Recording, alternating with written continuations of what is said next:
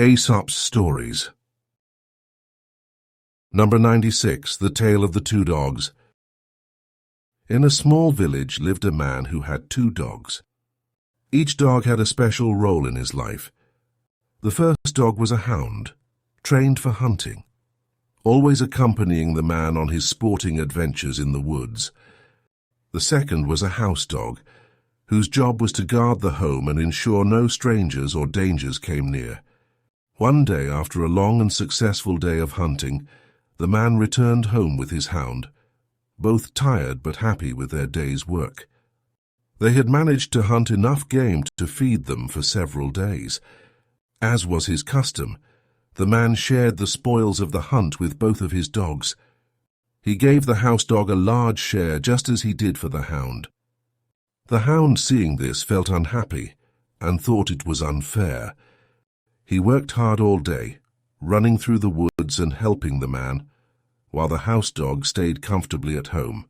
Yet, when it came to sharing the game, the house dog received as much as he did.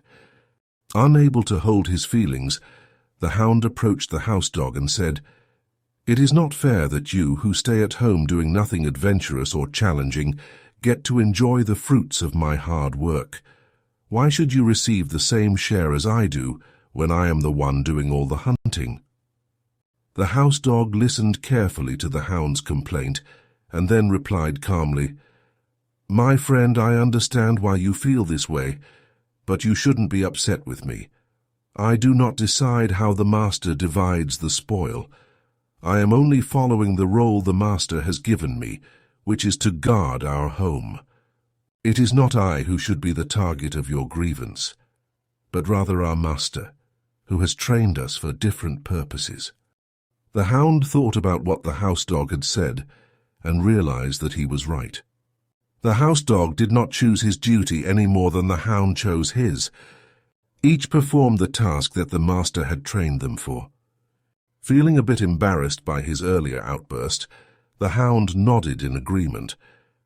He understood that it wasn't the house dog's fault for the way things were.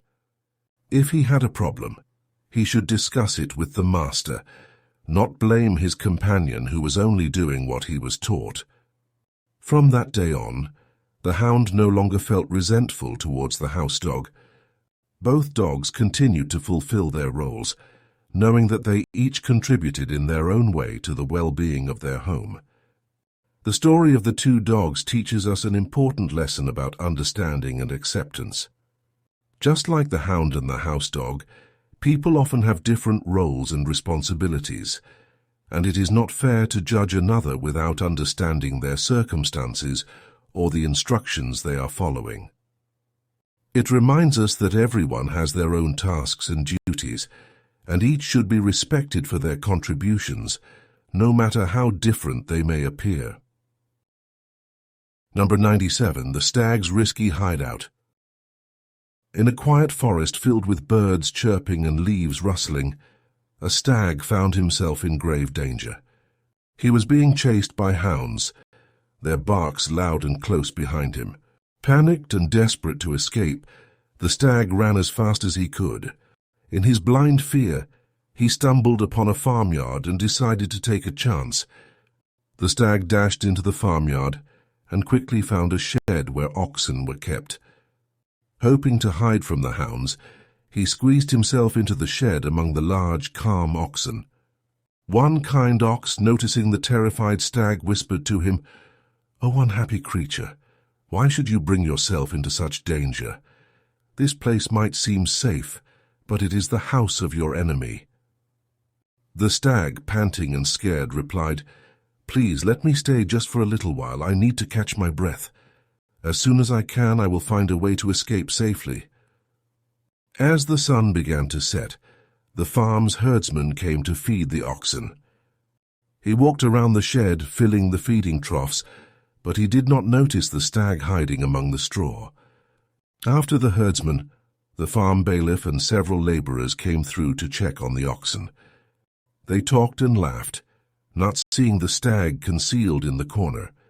Feeling relieved, the stag whispered his thanks to the oxen, saying, "Thank you for hiding me. I owe you my life."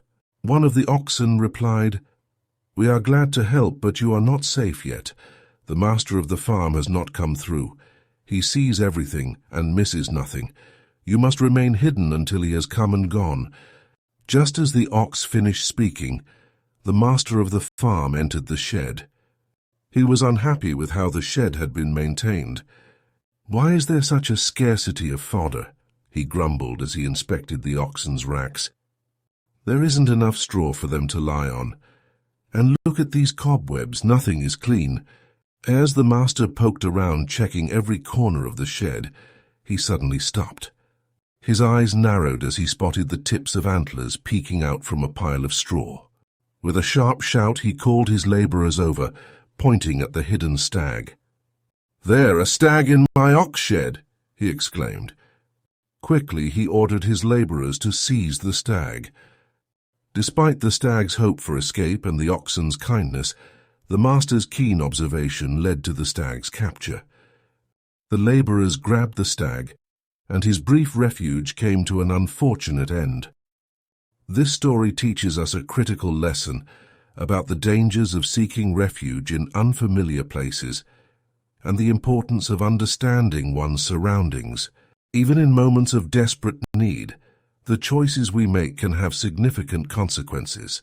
The stag's choice to hide among the oxen, though it provided temporary relief, ultimately led to his discovery and capture, showing that not every hiding place is safe. Number 98. The Pigeons and the Two Predators.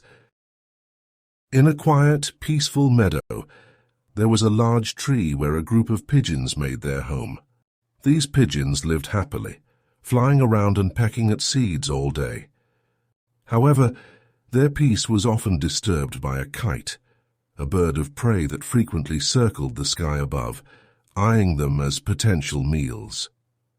Each time the kite appeared, the pigeons would panic and rush into their cote to hide. One day, as the kite's shadows loomed more frequently and threateningly, the pigeons became extremely worried. They knew they needed help to protect themselves. In their desperation, they decided to ask a hawk for assistance. The hawk was known as a powerful bird, even more formidable than the kite. The pigeons approached the hawk and pleaded, "Please, Mr. Hawk, will you help us? The kite frightens us every day and we cannot live in peace. We need someone strong like you to protect us." The hawk, seeing an opportunity, quickly agreed. "Of course I will protect you from the kite. Just let me stay in your coat, and I will take care of everything," he responded smoothly. The pigeons, relieved to have found a protector, welcomed the hawk into their home. But soon their relief turned into horror. No sooner had the hawk moved in than he began to show his true colors. Instead of guarding the pigeons, he started attacking them. Each day the hawk would catch and eat several pigeons, creating more fear and havoc than the kite ever did. The pigeons quickly realized their mistake. The hawk, who was supposed to protect them, had become a greater threat than the kite. They had invited a predator into their home, thinking it would be a solution, but it had only made their situation worse. Feeling trapped and helpless, the pigeons gathered to discuss what to do. An old wise pigeon spoke up. "We chose a remedy for our problem without thinking it through. This hawk has caused us more trouble than the kite ever did. We must find a way to drive him away, or we will all be in danger." With a new resolve, the pigeons worked together to trick the hawk into leaving the cote. They pretended to spot a large flock of birds in the distance, telling the hawk it was an easy opportunity for more food. The greedy hawk, believing he could get more than what was in the cote, left to pursue this new chance. As soon as the hawk was gone, the pigeons quickly sealed the entrance to their cote, ensuring the hawk could not return. They had learned a valuable lesson. Sometimes the solution to a problem can be worse than the problem itself. From that day on, the pigeons were more cautious about seeking help and learned to cope with the kite in safer, smarter ways. This story of the pigeons, the hawk, and the kite teaches us to carefully consider our options in times of trouble. It reminds us that a hasty solution without careful thought can sometimes lead to even greater problems. Number 99. The Widow and Her Sheep. In a small village there lived a poor widow who owned just one sheep. This sheep was very important to her because it provided wool which she could turn into yarn and then sell at the market. As the days grew warmer, it became clear that it was time to shear the sheep to collect its wool. Wanting to save money, the widow decided to shear the sheep herself instead of hiring a professional shearer. She had watched shearers in the past and thought the task looked simple enough. However, she had never actually done the shearing herself. On shearing day, the widow took her sheep to the yard and tied it securely. She then took a pair of old shears and began to cut the wool. The widow was nervous and her hands were not steady. She tried to copy what she had seen the shearers do, but she found that it was much harder than it looked. As she worked, the shears slipped several times, cutting not just the wool but also the sheep's skin. Each time the shears cut the skin, the sheep twitched and cried out in pain. Confused and hurt, the sheep turned its head and said to the widow, "Why do you hurt me so, mistress? What benefit can my blood possibly add to the wool? If you want my flesh, the butcher would kill me quickly. If you want my wool, a shearer would clip me without causing pain." The widow stopped and looked at her sheep, realizing her mistake. She saw the wounds she had accidentally inflicted in her attempt to save a little money. The sheep's words made her think about what she was really losing by trying to do everything herself without the proper skills. Filled with regret, the widow quickly cleaned and bandaged the sheep's cuts. She then decided to take the sheep to a professional shearer. Watching the shearer work, she saw how skilled and gentle he was, shearing the sheep quickly and without causing any harm. The wool collected was clean and plentiful, much more and much better than what she had been able to gather. The widow sold the wool at the market for a good price, enough to cover the cost of the shearing and still have some left over. From that day on, the widow learned a valuable lesson. Trying to save every penny can sometimes end up costing more. She realized that hiring a professional was worth the expense, because it meant the job would be done correctly and without harm to her precious sheep. The widow never tried to shear her sheep herself again. She always hired a professional shearer during shearing season.